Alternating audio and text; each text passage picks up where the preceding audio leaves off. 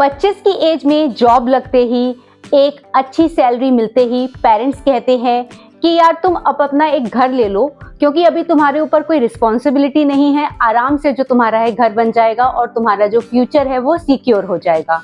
35 की उम्र में अगर आपने घर नहीं लिया है तो रिश्तेदार कहते हैं कि देखो अभी तो तुम्हारे बच्चे छोटे हैं, उनके खर्चे कम हैं और जैसे जैसे वो बड़े होंगे उनके खर्चे बढ़ेंगे और तुम्हारी रिस्पॉन्सिबिलिटीज भी बढ़ेंगी। तो इससे बढ़िया ये है कि तुम अब अपना एक घर ले ही लो। और 45 की उम्र में भी अगर आपने अपना घर परचेज नहीं किया है तो फ्रेंड्स कहते हैं कि यार अब तो अपना रिटायरमेंट प्लान कर ले, क्योंकि इतनी एज हो गई है, आगे भरोसा नहीं है, मार्केट कैसा हो, जॉब्स की अपॉर्चुनिटी कैसी हो, तो एटलीस्ट एक रिटायरमेंट होम तो होना ही चाहिए। ये सारी बातें जो हैं इंडियन सोसाइटीज में आपने काफ़ी सुनी होंगी, मैंने भी अपने आसपास काफ़ी सुनी हैं। लेकिन पॉइंट वही आता है कि घर लेने का जो एज है वो कौन सी सही एज है और किस एज में घर लिया जाए कि वो आपके जो फाइनेंशियल गोल्स हैं उसको और स्ट्रॉन्ग करें। तो बात करेंगे इस वीडियो में, वीडियो को एंड तक देखिएगा और अगर वीडियो पसंद आए तो इस वीडियो को लाइक भी कर दीजिएगा। घर लेना एक बहुत ही बड़ा डिसीजन होता है, इसीलिए सोच समझ कर ही आपको डिसाइड करना चाहिए कि पहला घर अपना आपको किस एज में लेना चाहिए। देखिए, चाहे आप 25 के हो, 35 के हो या 45 के हो, इससे कोई भी फर्क नहीं पड़ता, क्योंकि जो घर लेने का डिसीजन है ये एज डिपेंडेंट नहीं होना चाहिए, ये होना चाहिए आपके फाइनेंशियल स्टेटमेंट का।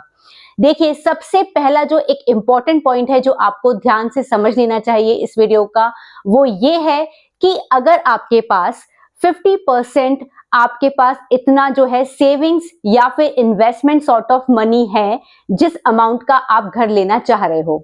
एग्जाम्पल के तौर पे अगर आप 1 करोड़ का घर लेना चाह रहे हो तो आपके पास कम से कम 50 लाख का इन्वेस्टमेंट या फिर सेविंग्स मतलब मिलाकर इतना फंड होना चाहिए। अगर आप 60 लाख का लेना चाह रहे हो तो आपके पास मिनिमम 30 लाख तो होना ही चाहिए, क्योंकि अगर आप जल्दबाजी करोगे तो बहुत सारी दिक्कतें आपको फ्यूचर में देखनी पड़ सकती हैं। क्योंकि काफी सारे लोग ये गलती करते हैं कि घर जल्दी से जल्दी लेने के चक्कर में वो कोई इमरजेंसी फंड नहीं रखते हैं। सारा की सारा जो पैसा है, इवन अपना जो इन्होंने इक्विटी में लगा रखा होता है या कहीं और भी इन्वेस्टमेंट कर रखा होता है, सब कुछ जो है ब्रेक करके वो सारा की सारा पैसा अपना घर में लगा देते हैं। तो ये गलती आपको नहीं करनी चाहिए।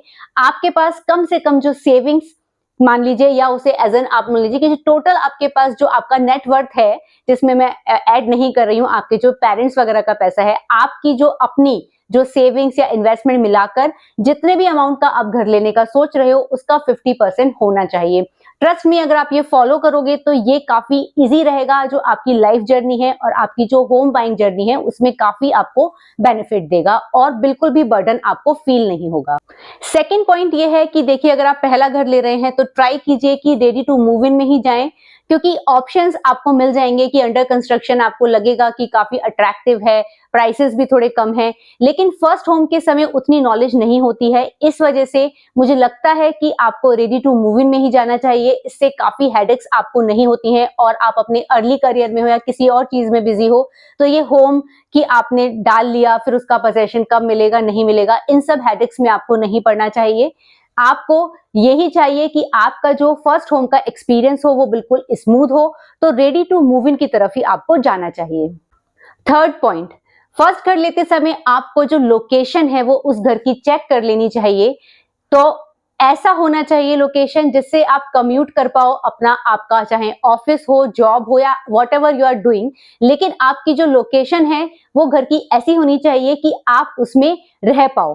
क्योंकि अगर आप रहोगे तो क्या होगा कि जो आप इस तरह से मान सकते हैं, क्योंकि जैसे मैंने बोला कि रेडी टू मूव इन आप लोगे और उसमें रहोगे तो जो आपका रेंट होगा वो आपका सेव होगा, तो जो आपकी जो ईएमआईज चल रही होंगी वो आप अपना जो रेंट आपका सेव हो रहा है उससे आप इजीली दे सकते हो। तो होगा ये इस केस में कि आपने रेडी टू मूव इन लिया है और आपकी जो लोकेशन है उस घर की ऐसी है कि आप उस घर में रह रहे हो, तो उससे एक तो आपका जो रियल एस्टेट है उसमें इन्वेस्टमेंट हो जाएगा और साथ के साथ क्या है कि आपका ये कह सकते हैं कि एप्रिसिएशन तो होगा ही, और आपका जो हेडक होता है मल्टीपल टाइम्स जो है कि आप अगर रेंट पर रहते हो तो बार बार चेंज करने का जो हेडक है वो सब नहीं होगा।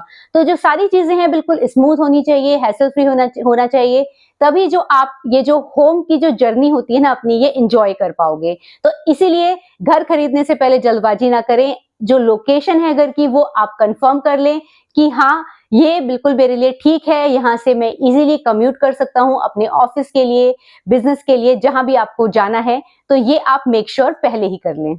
और इसमें मैं एक चीज और ऐड करना चाहती हूँ, ये आपको ध्यान से समझनी चाहिए। देखिए, अगर आप अपनी जॉब या बिजनेस जो है, लोकेशन है उसकी, उसको लेके अनश्योर हैं, तो आपको घर खरीदने में बिल्कुल भी जल्दबाजी नहीं करनी चाहिए। क्योंकि जो फर्स्ट होम है, अगर आप उसमें रहने का एक्सपीरियंस ही नहीं ले पाओगे तो आपको लेने से कोई भी फायदा नहीं है। तो इससे बेटर तो ये है कि अगर आप श्योर नहीं हो कि मैं 5 साल तक मिनिमम उसमें रह पाऊं, तो आप रेंट पर ही रहिए। क्योंकि जब आप श्योर हो जाएं कि हाँ, अब ये लोकेशन मेरे को सूट कर रही है, तभी आपको घर खरीदने की तरफ बढ़ना चाहिए। क्योंकि जैसे मैंने बताया, एज मैटर नहीं करती है, आपकी जो प्रायोरिटीज है लाइफ में वो मैटर करती हैं घर खरीदने में। और घर खरीदने का एक्सपीरियंस हमेशा स्मूथ हो, इसीलिए इस चैनल पे मैं आपके लिए इस तरह का जो वीडियोस है वो लाती रहती हूँ। Next point, but not the least, starting में आपको लग्जरी लिविंग की बजाय बजट होम्स की तरफ जाना चाहिए।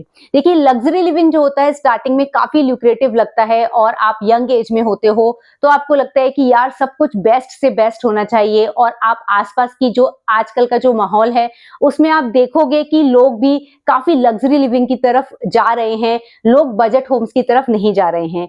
लेकिन स्टार्टिंग में ही रियल एस्टेट में इतना बड़ा इन्वेस्टमेंट करना ठीक नहीं है, क्योंकि एक इन्वेस्टमेंट करने के बाद आपको आइडिया लग जाता है कि रियल एस्टेट किस तरीके से परफॉर्म करता है, या इसको किस तरीके से खरीदा जाता है, बेचा जाता है।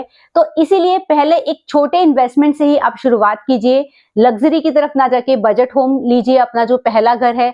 और जब सेकेंड इन्वेस्टमेंट करना हो तब आपको काफी कुछ आइडिया लग जाता है और आपको सारी जो चीजें हैं वो समझ में आने लगती हैं, तो काफी आपके लिए आसान हो जाता है। तो ये वीडियो था, और इस वीडियो में मैंने आपको सारे पॉइंट्स जो है हाईलाइट कर दिए हैं। और अगर आपको ये वीडियो पसंद आया है तो इस वीडियो को लाइक कर दीजिए और अपने फ्रेंड्स एंड फैमिली मेंबर्स के साथ शेयर भी कर दीजिए। मिलते हैं कुछ और अमेजिंग वीडियोस के साथ। Bye bye.